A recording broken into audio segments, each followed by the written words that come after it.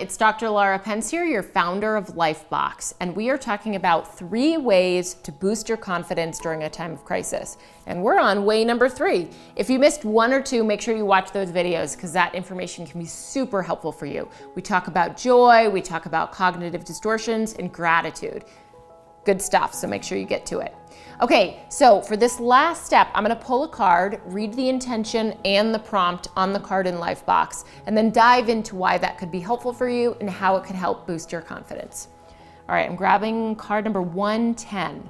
This is only one card in the box of 180 cards. Each card represents a degree of change, so it's 110 degrees. The intention, expose your comparisons. The prompt, name 2 people who you compare yourself to. What are you looking for when you engage in comparison? How does it help you and how does it limit you? This is huge. Now listen, one of the things that is really important about the ways that we protect our confidence and maintain a sense of positive thinking about ourselves is refraining from comparing ourselves to other people. Social media nowadays has blown this up completely because so much of what we see becomes somehow a reflection and or projection of what we do not feel about ourselves, which really makes getting our confidence in the right position difficult because there's always going to be somebody who's doing it better than you or who looks better than you or who is more equipped than you or has more money than you. I mean, the list could go on and on. So comparisons right now are an incredible pathology that are just running rampant in our society. And one of the ways to boost your confidence is to stop comparing yourself to people. And a lot of individuals don't understand actually how much this limits the positive thinking that they can have about themselves, right? Some people don't even know that they're doing it.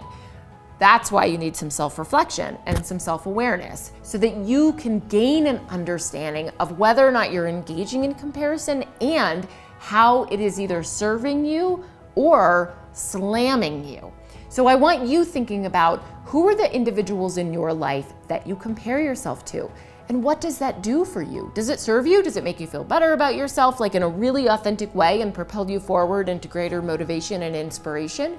Or does it begin to feel like it's something you can't ever measure up to? Now, comparing yourself during a time of crisis can be particularly dangerous because you're often left feeling, I'm not handling this as well as they are. They don't look anxious at all and I'm super anxious, or they're so much stronger than I am. And those kinds of thinking and that line of thinking is just not helpful at all. So it's really important for you to try and drop the comparisons. If that means drop social media, drop it for a little bit in order to boost your confidence during that time. Now, if there are people out there that you idealize and are looking up to, that's very different than comparing yourself to those individuals, okay? If they motivate you and inspire you, great. Keep watching them, keep listening to them, keep reading what they write. But those individuals around, and it's usually like that secondary circle in your life, like those outer people in your life who you compare yourself to, it's just not helpful. So dropping those comparisons can boost your confidence because you're basically getting rid of something that's toxic, okay? All right, so I want you working on these 3 things. Listen, the first 2 ways, we talked about gratitude. We talked about really receiving the things that people are grateful for when it comes to you.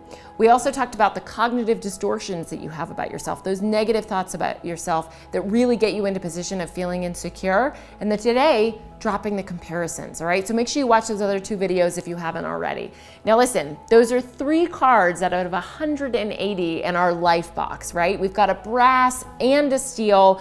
They're incredible tools for self-awareness and self-discovery. If you're really looking to make that change, this is the way to go. You don't need to follow an influencer or listen to a podcast. Everything you need is inside of you to release the greatness that you want. You just gotta find it. All right, so head to LIGHFBOX.com, check out LIGHFBOX, check out our membership offering, and listen, in times of crisis, you've got this. Take care. Woo!